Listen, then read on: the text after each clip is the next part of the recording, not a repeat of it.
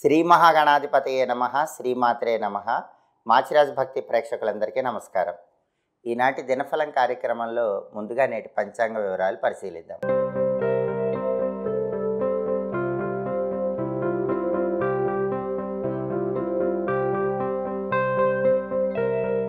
మే 18 గురువారం దినఫలాన్ని పరిశీలిస్తే చతుర్దశి తిథి రాత్రి 9 గంటల 43 నిమిషాల వరకు ఉంది. ఆ తర్వాత అమావాస్య వచ్చింది. అశ్విని నక్షత్రం ఉదయం 7 గంటల 22 నిమిషాల వరకు ఉంది. తర్వాత భరణి నక్షత్రం వచ్చింది.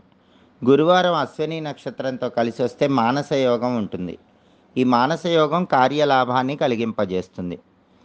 అలాగే ఉదయం 7 గంటల 22 నిమిషాల తర్వాత భరణి నక్షత్రం వచ్చింది. గురువారం భరణి నక్షత్రంతో కలిసి వస్తే పద్మయోగం ఉంటుంది. ఈ పద్మయోగం ఐశ్వర్య ప్రాప్తిని కలిగింపజేస్తుంది.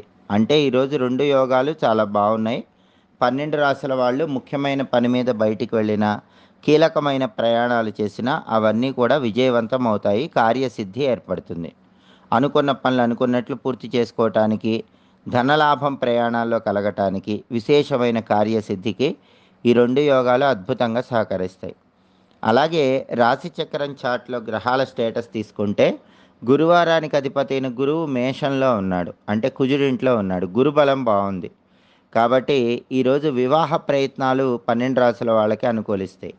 సాంఘికంగా పేరు తెచ్చుకోవటానికి చేసే ప్రయత్నాలు అనుకూలిస్తాయి. అనేక మార్గాల్లో ధనం సంపాదించడానికి చేసే ప్రయత్నాలు కూడా చక్కగా అనుకూలిస్తాయి. అశ్విని నక్షత్రానికి అధిపతి అయిన కేతువు తులలో ఉన్నాడు కాబట్టి 12 రాశుల వాళ్ళకి కొద్దిగా ఆకస్మిక సమస్యలు ఎదురైనప్పటికీ అంతిమంగా విజయసిద్ధిని పొందుతారు. భరణి నక్షత్రానికి అధిపతి అయిన శుక్రుడు మిథునంలో, అంటే బుధుడింట్లో ఉన్నాడు. శుక్రుడి బలం బాగుంది కాబట్టి భార్యాభర్తల మధ్య గొడవలు చర్చల ద్వారా పరిష్కరించుకోవటానికి అనుకూలం. అలాగే కళారంగంలో రాణించడానికి చేసే ప్రయత్నాలకు అనుకూలం. సినిమా, టీవీ రంగాల్లో, సంగీత, నాట్య రంగాలలో కొత్త అవకాశాలు మిమ్మల్ని వరించడానికి అవకాశం ఎక్కువగా ఉంది.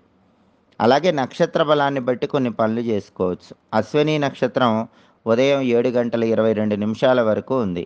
ఈ అశ్విని నక్షత్రం ఉన్న టైంలో అన్నప్రాసన, నామకరణం కార్యక్రమాలు చేసుకోవచ్చు. నూతన వస్త్రధారణకు అశ్విని నక్షత్రం అనుకూలిస్తుంది.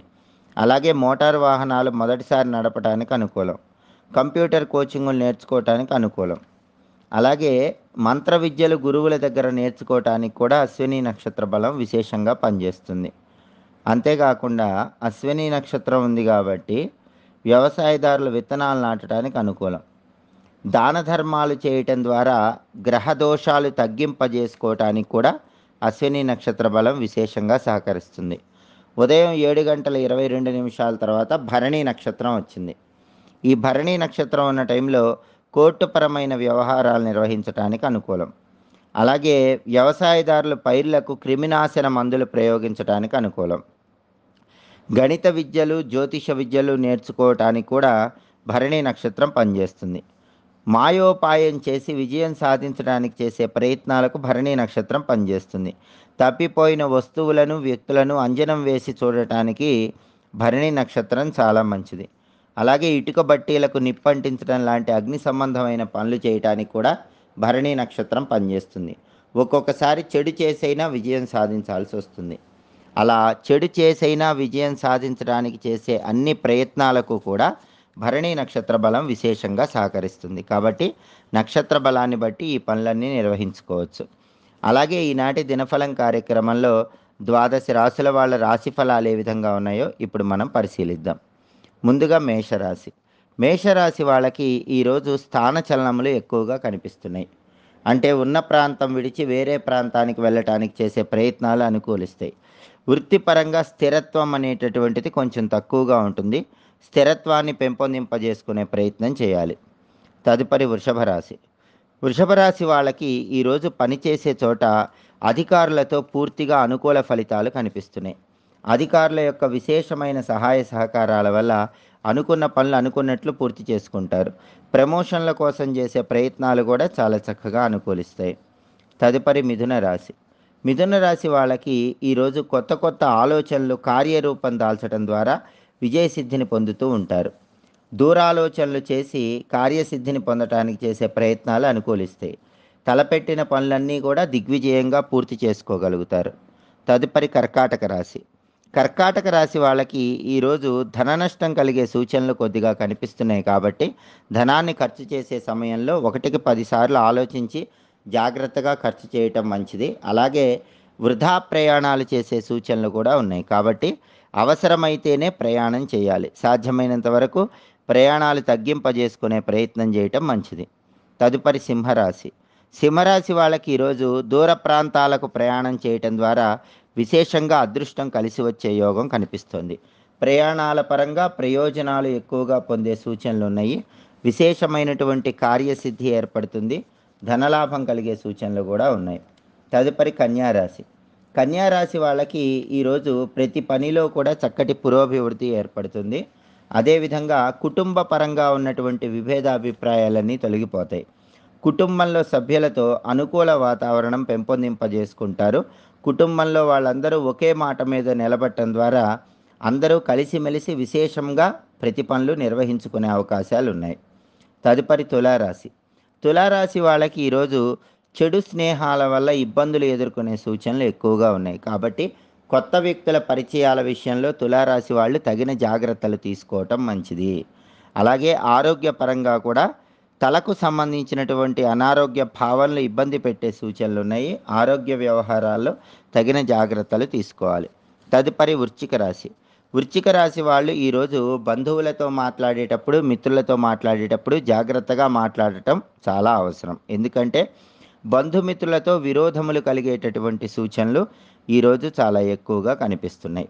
అలాగే బంధువులతో కానీ మిత్రులతో కానీ ముఖ్యమైన కార్యక్రమాలు నిర్వహించేటప్పుడు కూడా జాగ్రత్తగా 1కి 10 సార్లు ఆలోచించి ఆ కార్యక్రమాలు నిర్వహించే ప్రయత్నం చేయాలి. తదుపరి ధనుస్సు రాశి. ధనుస్సు రాశి వాళ్ళకి ఈరోజు శత్రుబాధలు పెరిగేటటువంటి సూచనలు ఎక్కువగా కనిపిస్తున్నాయి కాబట్టి శత్రువుల విషయంలో జాగ్రత్తగా ఉండాలి. మీ వెనక గోతులు తీసే వ్యక్తుల విషయంలో అప్రమత్తంగా వ్యవహరించాలి. ఆర్థికంగా కూడా కొద్దిపాటి ఇబ్బందులు కలిగే సూచనలు కనిపిస్తున్నాయి కాబట్టి ఆర్థికపరమైన వ్యవహారాల్లో తగిన జాగ్రత్తలు తీసుకోవటం మంచిది. 1కి 10 సార్లు ఆలోచించి ధనాన్ని ఖర్చు పెట్టినట్లయితే ఆర్థికపరమైన వ్యవహారాల్లో ఉండే ఇబ్బందులన్నీ కూడా అధిగమించవచ్చు. తదుపరి మకర రాశి.